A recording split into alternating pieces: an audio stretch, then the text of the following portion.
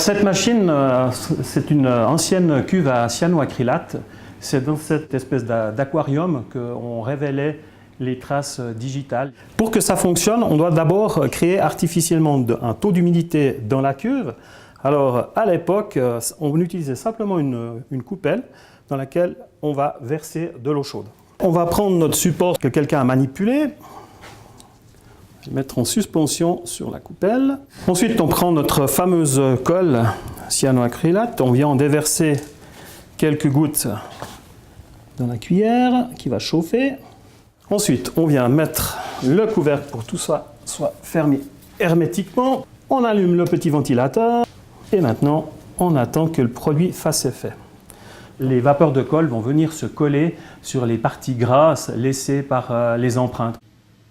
Ça, c'est notre cuve de cyanoacrylate qu'on utilise à peu près depuis une dizaine d'années. On va commencer par allumer la cuve. Ensuite, on va ajouter de l'eau distillée. On va mettre une petite coupelle d'alu sur une plaque chauffante. On va venir placer notre objet à l'intérieur de la cuve. Ici, tout est automatisé, donc on n'a pas besoin de rester à côté de la cuve pour vérifier le développement des traces digitales. Il y a une évacuation des vapeurs qui va se faire automatiquement à la fin de la cuve. Ça va éviter d'inhaler des vapeurs toxiques. Au niveau après des résultats, on peut dire que c'est quand même équivalent à l'ancienne méthode. Peut-être qu'ici, c'est un peu plus contrôlé, alors qu'avant, les résultats étaient un peu plus aléatoires.